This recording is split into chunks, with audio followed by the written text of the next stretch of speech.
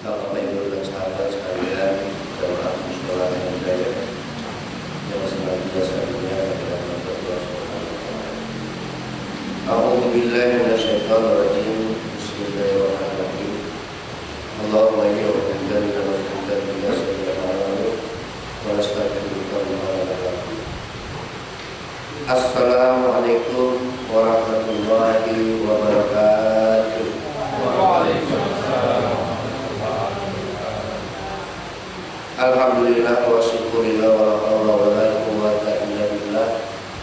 Asyhadu an la ilaha illallah wahdahu la syarika lah wa asyhadu anna Muhammadan abduhu wa rasuluhu la nabiyya ba'dah.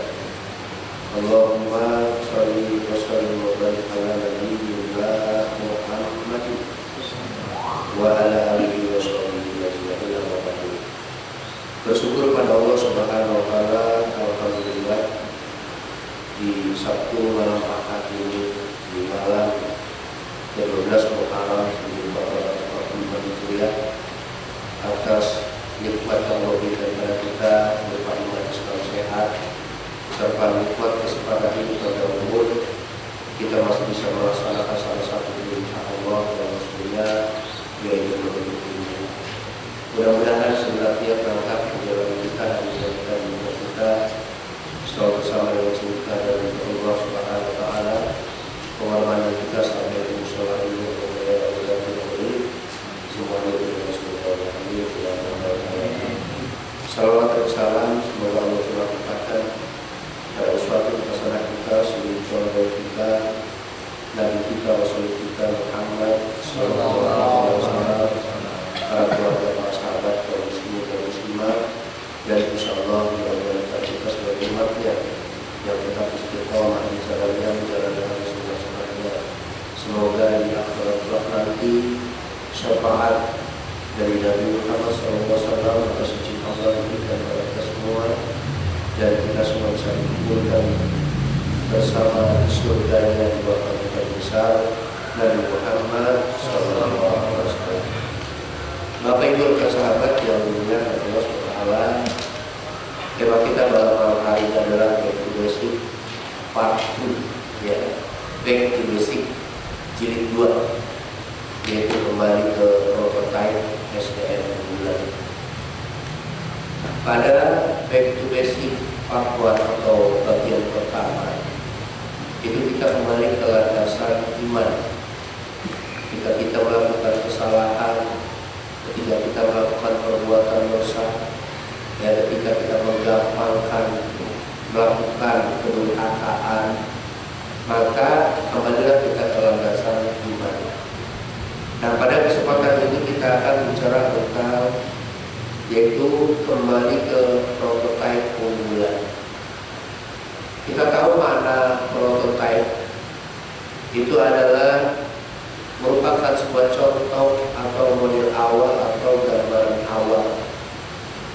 SDM unggulan berarti kita ini sebagai manusia adalah yang terbaik, yang unggul, the best, the one champion, ya, sang juara, atau juga top top. Kita hebat.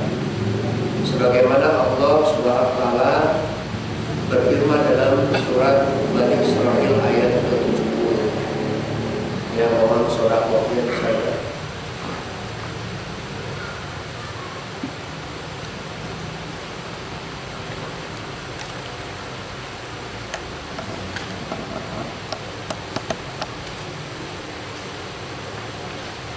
A'udzubillahi minasyaitonir rajim. Walaqad karramna bani adama wa amalnahum fil barri wal bahri wa razaqnahum minat tayyibati wa faddalnahum ala katsirin mimman khalaqna tafdila. Dan sungguh telah kami memuliakan anak cucu Adam dan kami angkat mereka dari darat dan laut di laut. dan kami beri mereka rezeki dari yang baik-baik, dan kami lebihkan mereka di atas banyak makhluk yang kami ciptakan dengan kelebihan yang sempurna. Allah berfirman di Al-Quran di surat Bani Israil atau Al-Isra ayat 70. Allah menegaskan bahwasanya manusia itu mulia, anak cucu Adam itu mulia. Walaqad karamna bani Adam. Dan sungguh Allah telah muliakan Bani Adam. Jadi Allah menegaskan yang namanya manusia itu mulia. Manusia itu mulia, ya, terbaik, ya, unggulan, ya, the best, ya, number one, ya, the champion, ya, top pada top dan yang lainnya. Bahkan Allah menegaskan di sana fadlnahu, ya, yang namanya manusia itu dilebihkan dari makhluk-makhluk yang lainnya. Artinya manusia lebih unggul, manusia lebih hebat, ya, manusia lebih mulia, manusia lebih baik dari makhluk-makhluk yang lainnya, termasuk malaikat atau makhluk yang senantiasa selalu bertasbih kepada Allah, makhluk yang gak pernah membantah perintah Allah, makhluk yang senantiasa menjalankan dari tugas-tugas yang diperintahkan Allah, yaitu malaikat. Ini sampai Allah mengatakan dalam surat Al-Baqarah ayat 30 sampai 33, manusia lebih baik dari malaikat. Oh, saudara,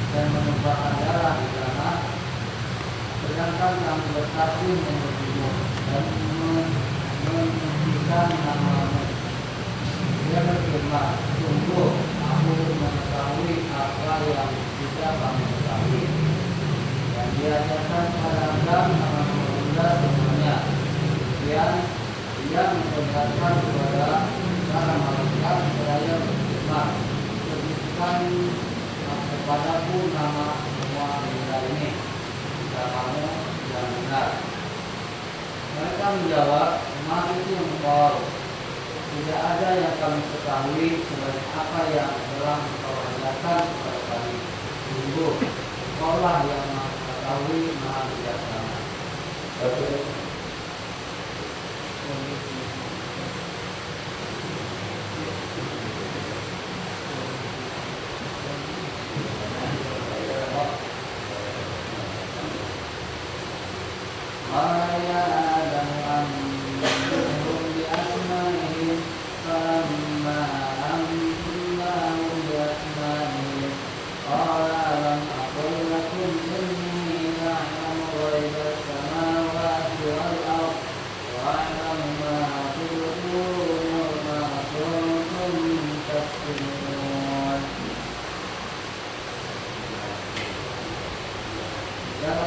berfirman, wahai Adam, beritahukanlah kepada mereka nama itu.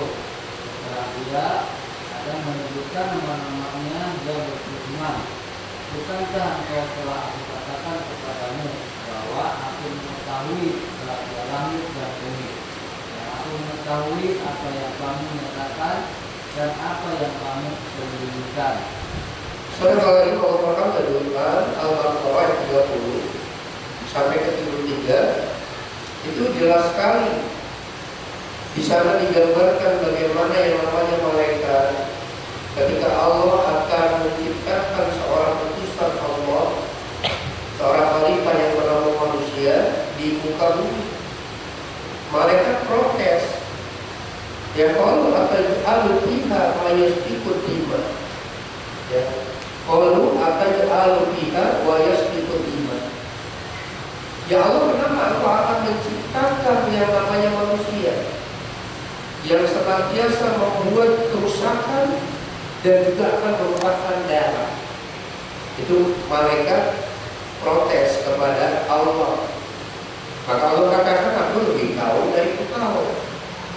Kemudian di ayat 31-nya Allah mengajarkan kepada Nabi Adam, wa'allama Adam al-asma'a kullaha, semua nama-nama benda yang ada lengkap diajarkan kepada Nabi Adam alaihissalam. Lalu setelah itu, ya, setelah wa'allama Adam al-asma'a kullaha thumma ardhum ala malaikat, kemudian disuruh kepada malaikat untuk menyebutkan nama-nama benda itu semua. Jika malaikat itu memang makhluk yang benar dengan apa yang tadi telah diproteskan di dalam ayat 30.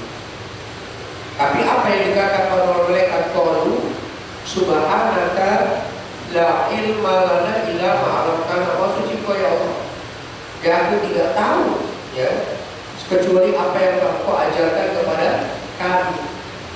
Itu yang dikatakan oleh malaikat. Maka Allah berkata kepada Adam, ya Adam, ambikum bi asma'ihim, tolong sebutin nama-nama benda itu semua. Falamma amba'ahum bi asma'ihim, maka Nabi Adam pun menyebutkan nama-nama benda itu semua. Barulah Allah mengatakan, ya, sesungguhnya aku mengetahui apa yang kamu tidak ketahui. Ya, baik apa yang tersembunyi maupun apa yang ditampakkan. Jadi jelas di sini. Ternyata ketika ditanding dengan malaikat, ketika dikompetisikan dengan malaikat, manusia lebih unggul. Ini yang harus kita sadari. Kalau kita ini manusia yang terbaik atau makhluk yang terbaik yang diciptakan oleh Allah, yang dilebihkan di makhluk yang lain. Termasuk kita dilebihkan dari makhluk yang namanya langit, bumi, gunung, ya. Jadi manusia lebih baik dari langit, bumi, dan gunung. Coba bayangkan dulu, langit yang begitu luas, yang begitu banyak, ya, dari macam ragamnya, ya, baik itu galaksinya, susunan tata suryanya, planet-planetnya, bahkan juga kalau yang diskusi langit itu ada 7 lapis langit. 7 lapis langit. Langit pertama, kedua, ketiga, keempat, kelima, keenam, ketujuh. Bahkan di atas langit ketujuh ada yang namanya kursi. Di atas kursi ada yang namanya samudra haya. Di atas samudra haya ada yang namanya ars. Ya, begitu amat sangat luasnya. Bahkan di langit pertama saja, langit dunia, itu juga udah gak pikiran dari manusia, gak bisa dijangkau oleh manusia, pikiran manusia. Yang terdiri di langit pertama itu adalah alam semesta, langit dunia atau alam semesta, yang terdiri dari miliaran galaksi. Dan manusia baru tahu satu galaksi. Galaksi terdiri dari miliaran bintang-bintang. Manusia baru tahu, ya, termasuk kita diinformasikan oleh Allah sebagai sentralnya wa kullu fi falakin yasbahun. Surat Yasin ayat 40, semua berada dalam garis edarnya, yaitu base sentralnya adalah matahari. Dan ada yang lebih kecil dari matahari, Merkurius, Venus, Bumi, Mars, Jupiter, Uranus, Neptunus. Yang lebih besar ya itu mulai dari Sirius, Pollux, Rigel, Aldebaran sampai Antares. Begitu banyaknya planet-planet yang ada, dan itu pun batasan manusia baru sampai Antares. Karena ketika teleskop melihat Antares, di belakang Antares itu masih ada planet, dan sampai hari ini belum bisa dideteksi apa nama planetnya. Jadi setiap kali menemukan planet baru, di belakangnya masih ada planet, di belakangnya masih ada planet, karena miliaran planet-planet. Nah ternyata langit saja menyerah. Langit menyerah ketika ditawarkan, yaitu amanah Al-Quran, gak berani. Begitu pula bumi yang hari ini kita diami. Yang kita tahu bumi itu luasnya 2/3 lautan dan 1/3 daratan. 2/3 lautan saja isinya juga gak sanggup daripada manusia untuk menghitungnya, gak sanggup daripada manusia untuk mendeteksinya.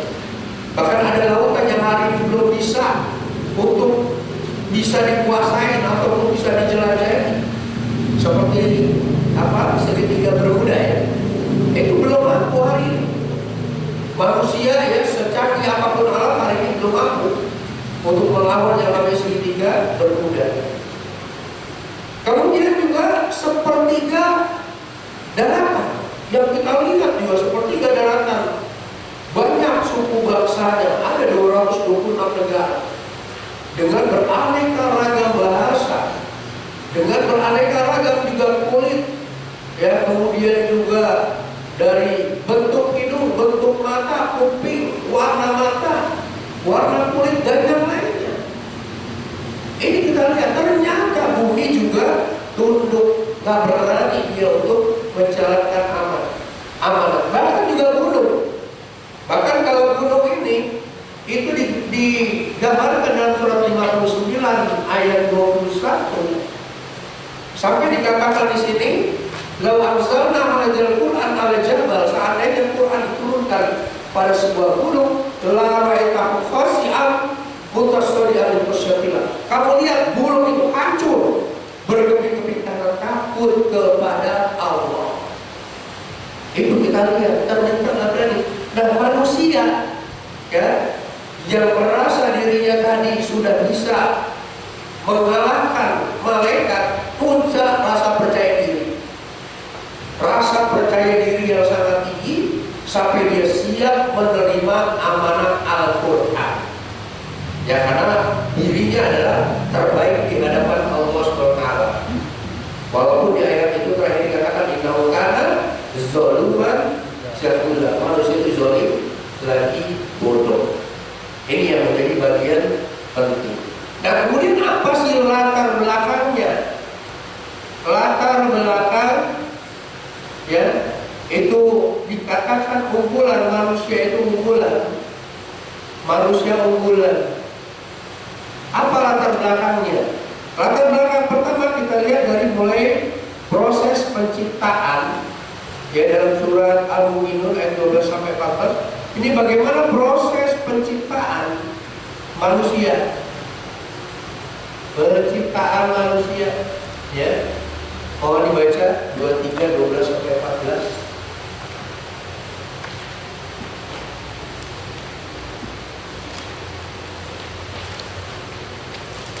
A'udzu billahi minasyaitonir rajim. Bismillahirrahmanirrahim. Walaqad khalaqnal insana min sulalatin min tin, tsumma ja'alnahu nutfatan fi qararin makin, tsumma khalaqnan nutfata 'alaqatan fa khalaqnal 'alaqata mudghatan fa khalaqnal mudghata fahalaqanal mudghata 'idhaman fakasawnal 'idhama lahman thumma ansha'nahu khalqan akhar fatabarakallahu ahsanul khaliqin. Dan sungguh kami telah menciptakan manusia dari saripati berasal dari tanah. Kemudian kami menjadikannya air mani yang disimpan dalam tempat yang kokoh, yaitu rahim. Kemudian air mani itu kami jadikan sesuatu yang melekat, lalu sesuatu yang melekat itu kami jadikan segumpal daging, dan segumpal daging itu kami jadikan tulang belulang. Lalu tulang belulang itu kami bungkus dengan daging, kemudian kami menjadikannya makhluk yang berbentuk lain. Maha suci Allah, pencipta yang paling baik. Allah berfirman di Quran, kita lihat dari proses penciptaan manusia, ya, dimana kita tahu di dalam pelajaran biologi, ya, sperma yang dipancarkan oleh seorang bapak kepada seorang suami kepada istrinya, ya, atau seorang laki-laki kepada perempuan, ya, itu jumlahnya jutaan, ya, jadi jutaan jumlah yang dipancarkan. Namun kemudian dari jutaan itu hanya satu yang berhasil lolos, yang berhasil nempel di alam rahim.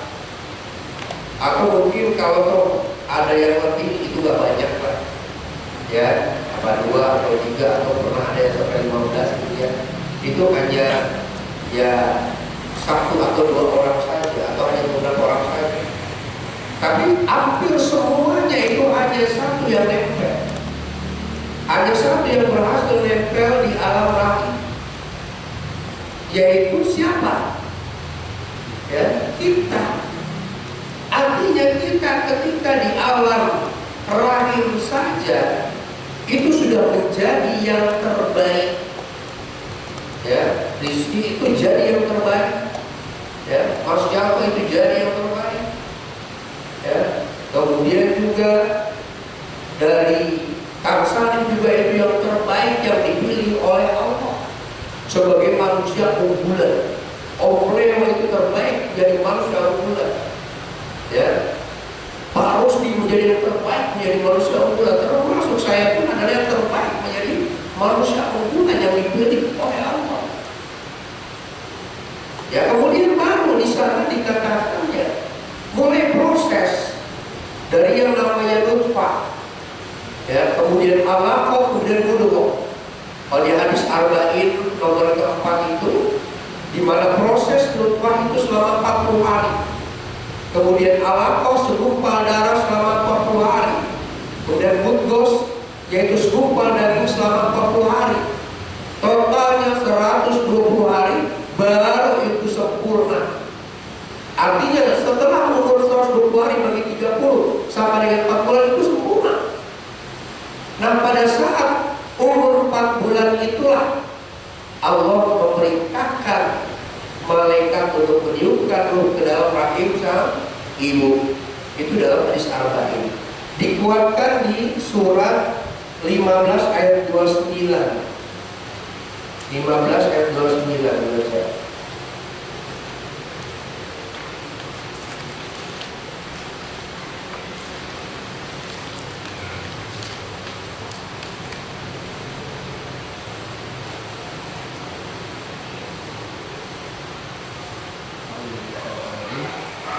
فإذا سويته ونفخت فيه من روحي فقعوا له ساجدين. Maka apabila aku telah menyempurnakan kejadiannya dan aku telah meniupkan roh ciptaanku ke dalamnya, maka tunduklah kamu kepadanya dengan bersujud. Allah berfirman di Quran itu menegaskan Allah sempurnakan kejadiannya nutfah alaqah mudghah. Lalu setelah itu Allah perintahkan malaikat untuk meniupkan ruh ke dalam rahim sang ibu. Ya, ini menyatakan jelas, ya. Jadi dari proses penciptaan saja manusia itu unggul, ya. Dan juga lebih unggul lagi ketika, ya, ruh yang ada, ya, di lauh mahfuz sana itu sebelum ditiupkan ke dalam rahim sang ibu itu juga mengadakan fit and proper test, ya, istilahnya, ya, dari apa namanya Pak Ketua DKM, ya, itu fit and proper test, mengadakan perjanjian dulu, statement dulu, dilolos apa enggak.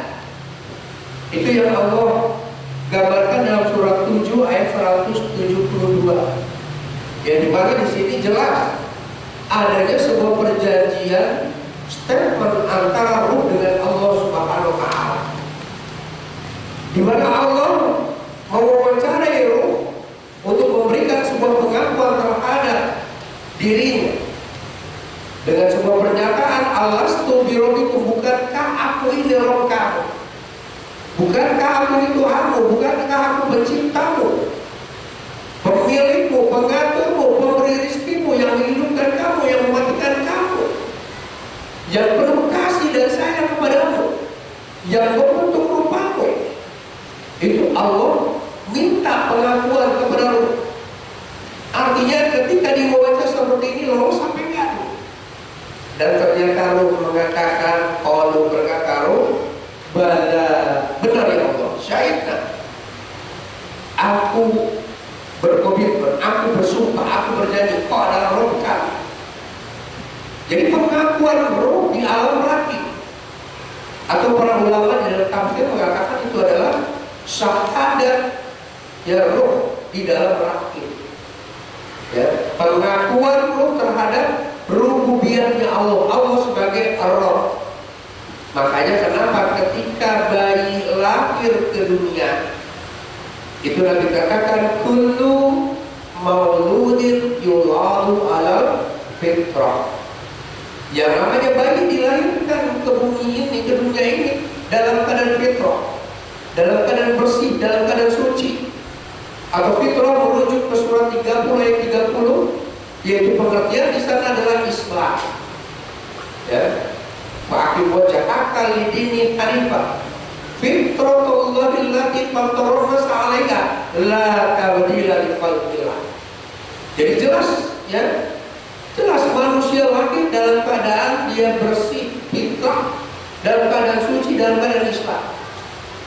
Maka itu dalam hadis surat Muslim itu ada dikatakan, sekalipun anak itu lahir dari seorang Yahudi, dia adalah seorang Muslim, dia Islam, lahir dalam keadaan bersih, dalam keadaan Islam. Yang dilahir dari rahim sang Nasrani itu Islam. Tinggal kelanjutannya, fa'abawahu, maka tinggal bagaimana orang tuanya, bagaimana lingkungannya, bagaimana sibgohnya yang menjadikan dia yuhawilan ini. Dia punya berpikiran Yahudi, atau Yunasironi, atau dia Nasrani, atau dia Majisani, atau dia Majusi menyembah api. Ini tinggal bagaimana orang tuanya, ini tinggal bagaimana lingkungannya. Atau kalau Al-Quran mengatakan Al-Baqarah 138 itu bagaimana mewarnainya, bagaimana mencelupnya, bagaimana memberikan kebiasaannya. Di mana Allah katakan di sini sibghah Allah, sibghah Allah, celupan Allah, warna Allah. Wa man ahsanu minallahi sibghah. Siapa yang lebih baik sibghahnya, warnanya, celupannya, ya, daripada celupan Allah, warna Allah. Dan sibghah yang dimaksud di sini adalah Al-Quran. Bagaimana yang namanya agar dia tetap berada dalam prototipe unggulan, agar dia tetap berada dalam keadaan mulia, agar dia tetap dalam keadaan terbaik, maka sibghahnya adalah Al-Quran. Ya, ini yang dikatakan tadi, ya, orang tua, lingkungan atau sibghahnya yang menjadikan seseorang itu benar-benar dia, ya, berperasaan, kemudian bertingkah laku, berpola pikir yang Islam, yaitu dengan Al-Quran. Inilah Bapak Ibu rekan sahabat sekalian sebagai latar belakang kenapa manusia itu dikatakan terbaik, unggulan, hebat. Ya, pertama dari proses penciptaannya, ini adalah bibit unggul. Yang kedua adalah memang pilihan dari Allah, pilihan dari Allah. Ya, dengan fit and proper yang Allah lakukan kepada ruh, sehingga ruh itu benar-benar dipersiapkan untuk janin seorang atau janin daripada ibu yang hamil.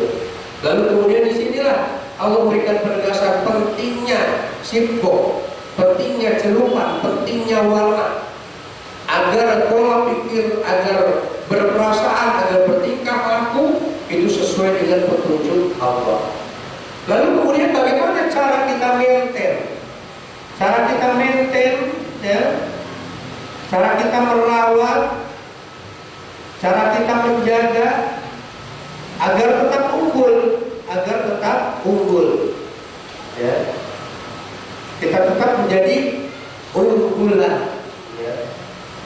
Maka ini tadi yang diingatkan di sini, bagaimana berpola pikir, bagaimana berperilaku, berperasaan, itu dengan petunjuk. Nah, benteng yang ada, ini ada 3 ya dalam kajian kita ini. Yang pertama adalah qalbun harus salim. Qalbun salim, ya. Hati yang bersih, hati yang selamat dari penyakit-penyakit hati. Yang kedua adalah pola pikir yang islami. Ya, pola pikir yang islami. Ya. Yaitu sesuai dengan sifat Allah. Yang ketiga adalah melakukan amal soleh dan juga kebaikan maslahat dan kebaikan atau maslahat. Ya. Ini yang merawat agar kita tetap unggul. Makanya tadi back to basic kedua itu adalah bagaimana kita menjadi prototipnya yang tetap unggul. Ya. Maka agar kita tetap dalam keadaan unggul sampai hayat di kandung badan, sampai kematian datang kepada kita, maka ini yang harus kita jaga. Qalbu tetap saling, hati tetap bersih.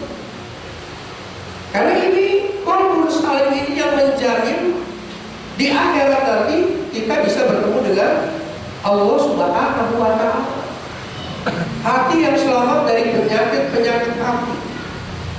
Apakah penyakit dengki, penyakit hasad, penyakit sombong, penyakit tabsir, boros, penyakit ria, penyakit malas, ya penyakit lainnya, ya, yang berhubungan dengan penyakit-penyakit hati. Ya, Allah menegaskan dalam surat 26 ayat 89 dan 37 ayat 84. Ini jelas di sana. Allah katakan man atallahu biqalbin salim. Ya, man atallahu biqalbin salim. Illa man atallahu biqalbin salim. Kecuali orang yang ketemu dengan Allah dengan hati yang bersih. Kemudian di dalam surat 37:84 ija'ah romahu biqalbin salim. Ketika dia datang kepada Allah dengan hati yang bersih. Artinya apa? Allah mau menerima, Allah mau berjumpa, Allah mau ketemu sama orang yang hatinya bersih. Ya. Jadi orang yang mempunyai prototipe unggulan, hatinya selalu bersih, bersih dari penyakit-penyakit hati. Nah, untuk menjaga qalbu tetap salim, maka ini ada 5 yang harus ada pada diri kita. Ini yang sudah sering kita bahas ya, jadi saya nggak banyak bicara. Yang pertama adalah muraqabah. Muraqabah. Ingat ekonomi sekali ya. Muraqabah. Ya. Pertama muraqabah. Ya, boleh muraqabah dulu, boleh muraqabah dulu ya. Karena ada muraqabah dan muraqabah. Iya. Muraqabah. R-nya 2 sebenarnya. R-nya 2. Muraqabah, ya. Artinya adalah kita selalu merasa diawasi oleh Allah di mana saja berada. Kita harus seperti itu. Allah melihat apa yang kita lakukan, termasuk apa yang ada dalam hati kita pun Allah tahu. Wala lahu ma tuwaswisu bihi nafsu. Allah tahu apa yang ada dalam hati kita. Bahkan orang doa aqrabu ilaihi min hablil warid, Allah lebih dekat daripada urat nadi kita. Atau di hadis ayat 1, ya, innallaha kana wa'alaikum raqiba. Sungguhnya Allah Maha menjaga lagi mengawasi kita. Ini muraqabah. Yang pada diri kita ada yang namanya sikap ihsan. Al-ihsanu an ta'budallaha ka'annaka tarahu wa illam takun tarahu fa innahu yarak. Ihsan itu kau beribadah kepada Allah seakan-akan kau melihat Allah. Jika kau tidak melihat Allah, yakin Allah mengawasi kita, Allah melihat kita. Jadi kita melibatkan Allah di mana saja kita berada. Insya Allah qalbu tetap salim, selamat dari penyakit-penyakit hati. Apa? Kenapa? Karena di mana saja kita berada, kita selalu bersama dengan Allah. kita selalu melibatkan Allah, baik itu dalam masalah muamalah, baik itu dalam masalah juga ibadah, ya, dalam ketika di pasar, ketika di tempat kerjaan, ketika di rumah, ketika di sekolah, di mana saja berada, dia selalu bersama dengan Allah. Yang kedua adalah muqarabah, takarrub, selalu deketin Allah. Di mana deketin Allah ini dengan cara apa? Yaitu dengan cara cari perhatian dan cari muka kepada Allah. Al-Maidah ayat 35, ya ayyuhalladzina amanu taqullaha wabtaghu ilaihi wasilah wa jahidu fi sabilihi la'allakum tuflihun. Hai orang beriman, bertakwalah kepada Allah dan cari cara jalan untuk deketin Allah. Cari cara jalan Allah memberikan pertolongannya. Cari cara jalan Allah membukakan pintu langitnya. Bagaimana caranya? Ya, yaitu ke hadis Arba'in nomor 38. Jalankan ibadah-ibadah nafilah. Jadi campur-campurnya kita sama Allah dengan senantiasa melaksanakan ibadah sholat malam, dengan kita melaksanakan ibadah sholat duha, sholat rawatib, ya, dan sholat sunat lainnya, termasuk juga senantiasa membaca Al-Quran, zikir dan doa, ya, lalu bersedekah. Ini campur-campur kita. Hatta uhibbu, sampai Allah mencintai kita. Jadi cari muka, cari perhatiannya sampai Allah demen sama kita. Itu ditungguin tuh demennya tuh. Ya kita kan juga gitu. Ya cari perhatian, cari muka sama istri, biar istri sampai demen sama kita. Ditungguin tuh sampai dia demen. Kalau belum demen terus gimana caranya biar istri demen sama kita kan? Nggak menyerah kita. Terus sampai istri demen baru. Kalau udah demen pasti udah happy ending aja kan gitu. Sama dengan Allah, ketika Allah udah demen, maka jadi apa?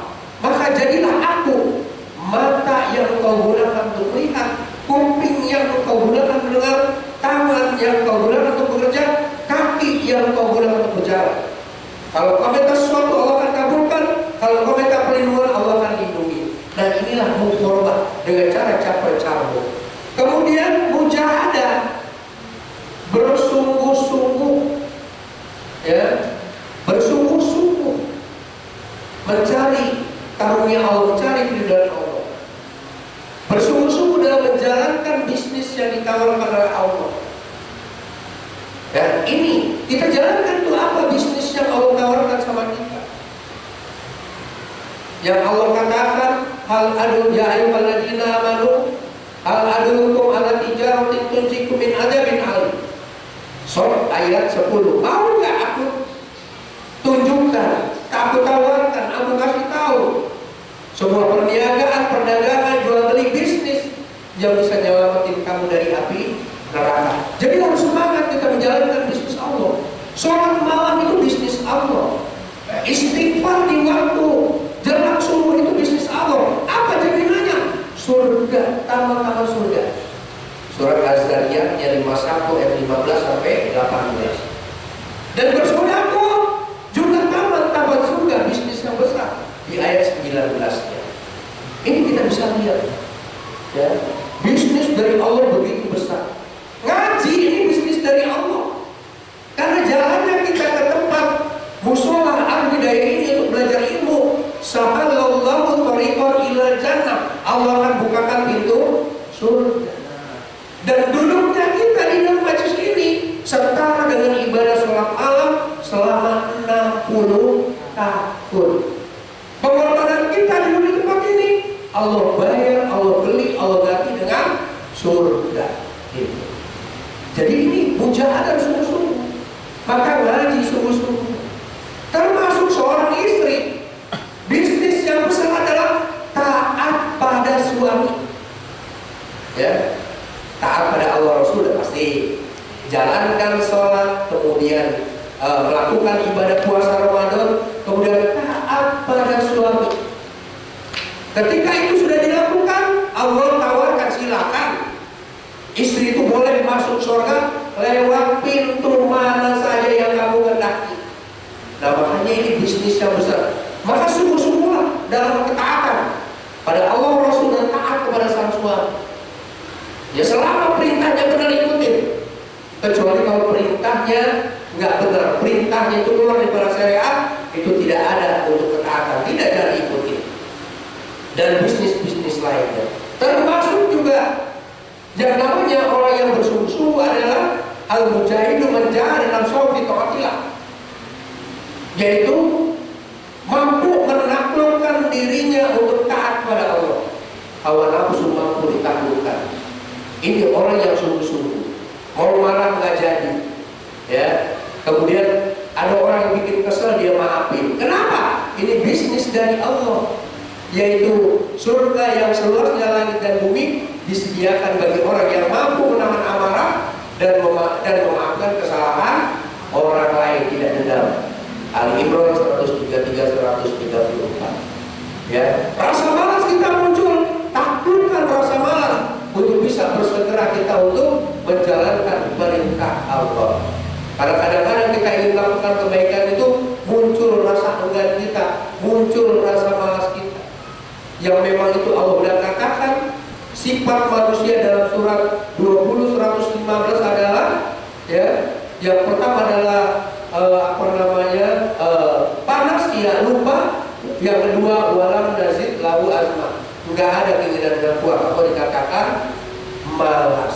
Kemudian juga di sini dia muhasabah, selalu introspeksi diri, koreksi diri, ya. Dan punya orang yang muhasabah, dia pasti punya program yang baik untuk kehidupan setelah kematian.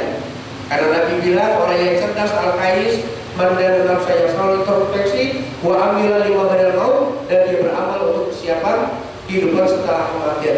Ini orang yang cerdas, orang yang selalu bermuhasabah, orang yang punya program yang bagus, orang yang selalu terprogram dari bangun tidur sampai tidur lagi. Dia punya program yang jelas, kapan sholat, kapan ngaji, kapan dengan keluarga, kapan bekerja. Makanya tidak ada waktu sisa. Ini ngaji bukan waktu sisa. Kenapa? Karena sudah terprogram. Kumpul dengan keluarga, istri dan anak, itu bukan waktu sisa karena sudah terprogram. Ya, kita sholat duha bukan waktu sisa, itu sudah terprogram. Kita baca Quran bukan waktu sisa. Jadi jangan lagi kita bicara di sisa waktu saya masih sempat untuk baca Quran. Jangan sisa waktu. Karena orang yang dia itu menjalankan aturan Allah di terprogram hidupnya. Ya, bukan karena sisa waktu kita ngaji, bukan karena sisa waktu kita berkumpul dengan keluarga, bukan karena sisa waktu kita baca Al-Quran. Tapi itu semua sudah terprogram. Ini kita masalah untuk apa? Wa amila lima badal maut, mempersiapkan kehidupan setelah kematian. Ya, termasuk wa tanzur nafsu ma qaddamat lighad. Setiap diri memperhatikan apa yang dibuatnya hari untuk hari esok. Kemudian yang kelima adalah mu'ahadah. Ingat komitmen kita dengan Allah, perjanjian Allah itu syahadat air kita. Kita sudah berjanji kepada Allah untuk taat kepada Allah, menjadikan Allah yang dicintai, yang disembah, yang diabdi, yang ditakuti, yang diikuti hukumnya, dan kita menjadikan Rasulullah SAW adalah sebagai suri teladan yang diikuti daripada perkataannya, perbuatannya, kemudian cara berpikir, termasuk cita-cita hidup dan perjuangannya. Lalu yang kedua, pola pikir yang Islami, ya, pola pikir yang senantiasa, ya, selalu, ya, itu berdasarkan daripada simbol Allah. Nah, pola pikir ada dua. Yang pertama adalah senantiasa tafakkur fi khalqillah. Tafakkur fi khalqillah. Dalam surat Ali Imran 190-191 Allah katakan, inna fi khalqis samawati wal ardh wa ikhtilafil laili wan nahar la ayatin lil albab alladzina yazkuruna Allaha qiyaman wa qu'udan wa 'ala junubihim wa yatafakkaruna fi khalqis samawati wal ardh. Jadi orang yang berpola pikir Islamik selalu berpikir tentang penciptaan Allah. Sampai dia mengatakan Rabbana ma khalaqtana batila, ya Allah, tidaklah Kau jadikan semuanya ini sia-sia. Apapun yang Kau ciptakan itu semua ada nilai manfaatnya. Ini selalu berpikir, itu yang dikatakan orang cerdas. Berpikir itu yang terhadap penciptaan langit dan bumi, yang akan menyebabkan dia akan tetap dalam prototip awal, yaitu prototip unggulan dia. Ya, dia selalu dalam keadaan mulia. Kenapa? Dia melihat tanda-tanda kebesaran Allah yang semakin dia menjadi taat tunduk patuh pada Allah. Kemudian yang kedua adalah dia selalu mentadaburi, ya,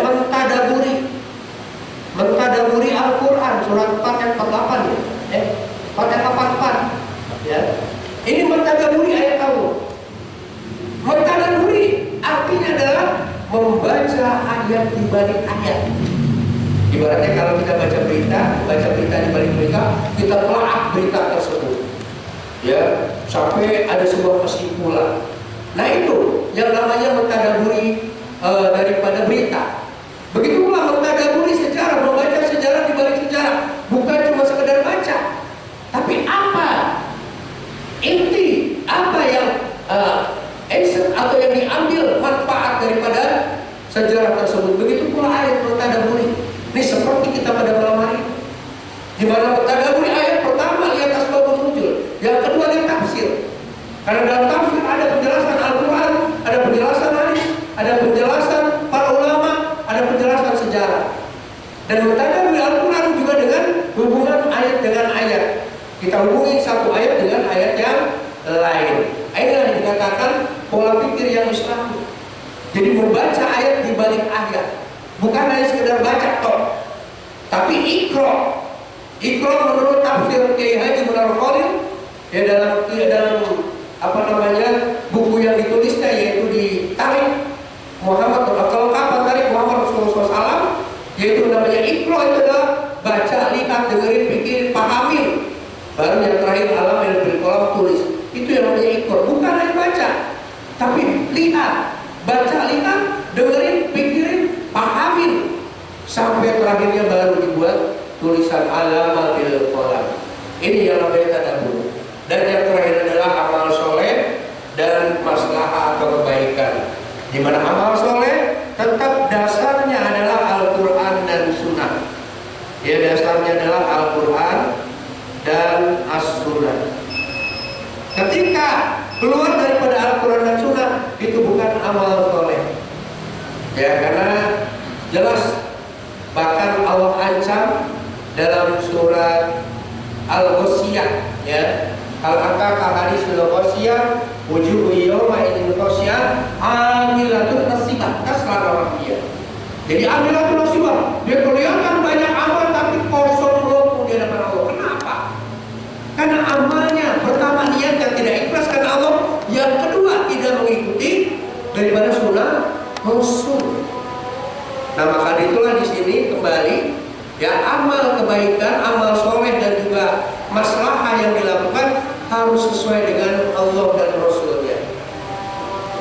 Dan Nabi pernah mengingatkan kepada kita dalam Haji Wada, taraktu fikum amrayna in tamassaktum bihima lan tadilu abadan, kitab Allah wa sunnatur Rasul. Aku wasiatkan kepada kau dua perkara yang mana kau pegang kepada keduanya, tidaklah kau akan sesat selama-lamanya, yaitu Al-Quran dan Sunnah.